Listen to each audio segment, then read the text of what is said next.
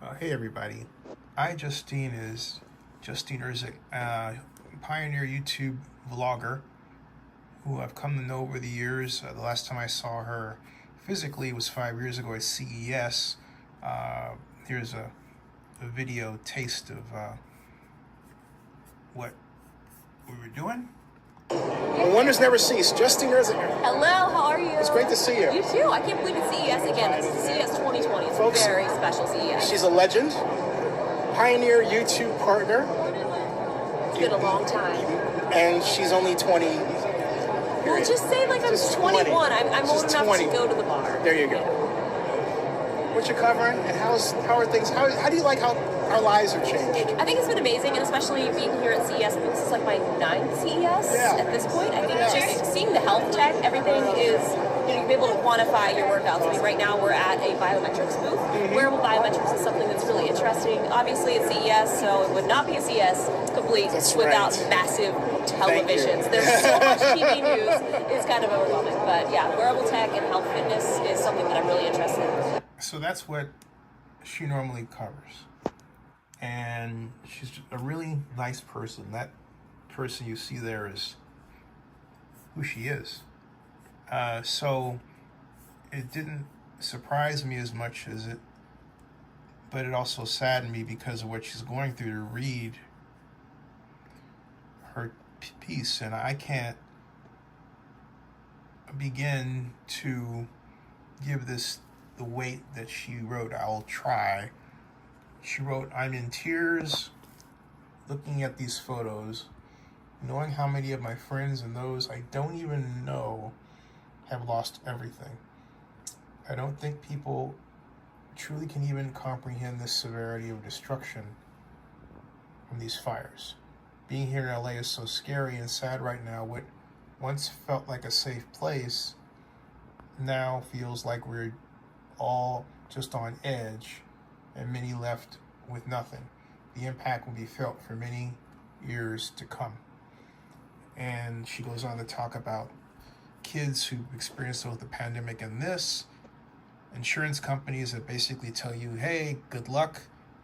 And then she asks if you know anyone who can directly benefit from size 7.5 shoes, lots of hokas, some new gently worn small medium clothing, backpacks, suitcases, and some other items. Please let me know.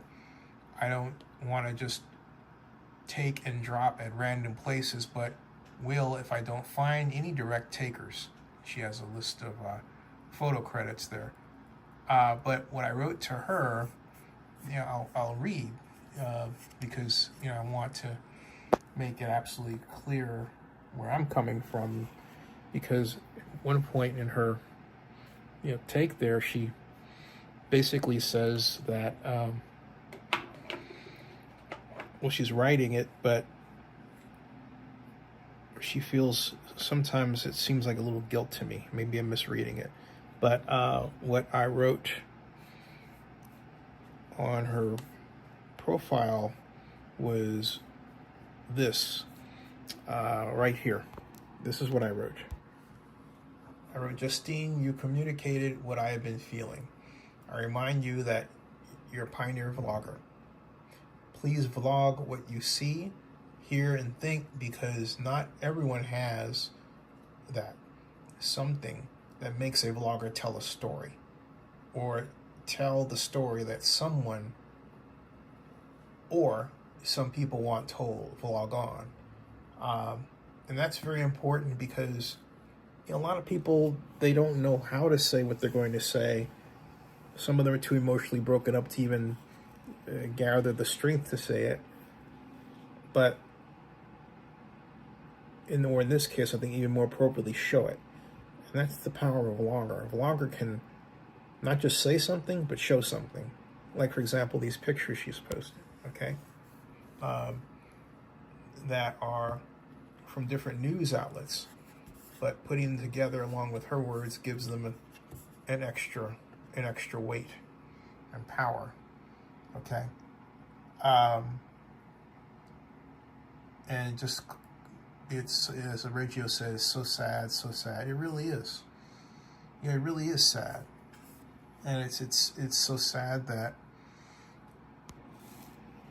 you have to say someone knew this could happen, and yet there was no contingency plan to deal with it, and we should have one. It shouldn't be left to, well, this is something that happened, it's climate change.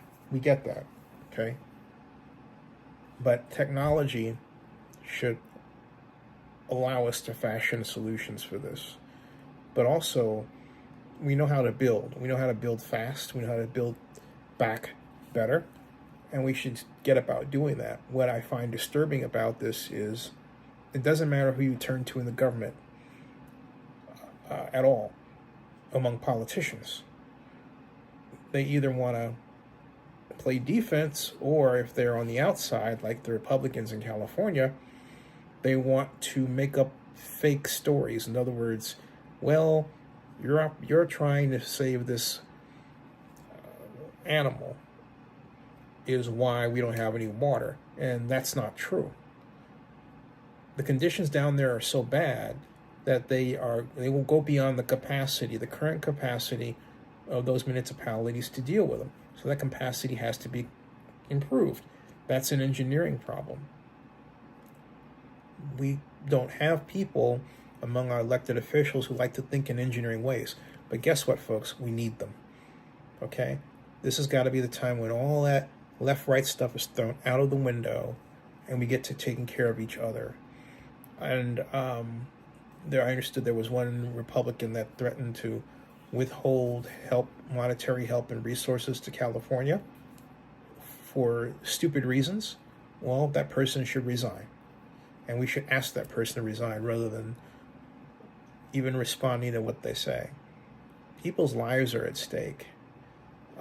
Nothing less than that. And it's not a time for games. And we have to muster the courage and determination to make our elected officials act right. And also to tell them to stop the bickering and start the planning. That's really what we have to do. And we haven't done it yet. So I'm saying, stop the bickering and start the planning. Because this is ridiculous. Look at this situation, folks. All right? That's one that iJustine's posted. Here's another. Oh, this is... Oh.